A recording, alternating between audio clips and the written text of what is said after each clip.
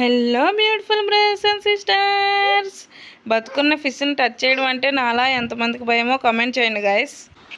3 days back అయితే ఫుల్గా వర్షాలు పడేవి కదా. వర్షాలు పడడం వల్ల అయితే అన్ని పొలాల్లోకి ఫుల్గా వాటర్ అయితే వచ్చేసాయి. అలానే మా నాన్న వాళ్ళ పొలంలో కూడా ఫుల్ వాటర్ అయితే వచ్చేస్తే ఆ వాటర్లోంచి అయితే ఈ ఫిష్ అయితే బయటకు వచ్చిందంట.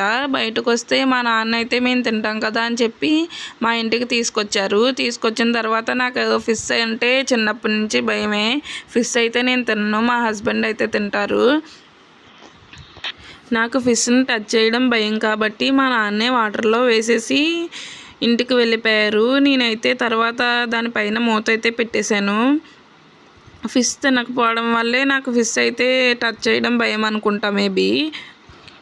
చిన్ను అయితే స్టార్ట్ చేశాడు. తాత ఫిష్ తీసుకొచ్చాడు కదా, నేను ఫిష్ చూస్తా అని చెప్పి ఏడుపు అయితే స్టార్ట్ చేశాడు. ఇంకా ఫుల్గా ఏడుస్తున్నాడు కదా అని చెప్పి సరే చేపిస్తామని చెప్పి మూత అయితే ఓపెన్ చేశాను.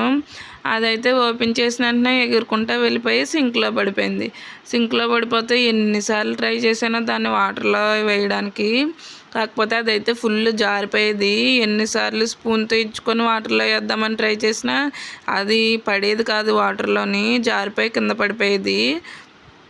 అలా చాలాసార్లు ట్రై చేయక ఒకసారి అయితే వాటర్లో పడింది.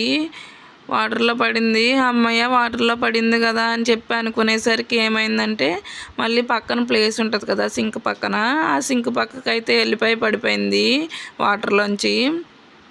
అప్పుడు మళ్ళీ స్లోగా దాన్ని అయితే ఇలా తోసుకుంటూ వచ్చి మళ్ళీ ఏదోలా అయితే వాటర్లో అయితే వేసేసాక ఇంకైతే దీన్ని తీయకూడదు, అసలు ఇంకా వాటర్లోనే ఉంచేయాలి, వాటర్లోంచి అయితే తీయకూడదు అని చెప్పి అనుకొని మళ్ళీ సింక్ పక్కన పైన ప్లేస్ ఉంటే అక్కడ మూత పెట్టేస్తే మళ్ళీ చిన్ను వచ్చి అమ్మ నేను ఫిష్తో ఆడుకుంటాను, నాకు ఫిష్ చేయించవా అని చెప్పి మళ్ళీ స్టార్ట్ చేశాడు.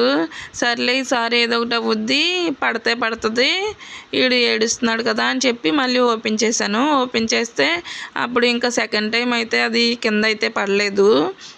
నీట్గా వాటర్లో అయితే ఫుల్ తిరుగుతూ ఉండేది. చిన్నుగాడు అయితే చాలా హ్యాపీగా ఫీల్ అయ్యి అమ్మ భలే తిరుగుతుంది ఫిష్ చూడు అని చెప్పి నాకు చూపించేవాడు.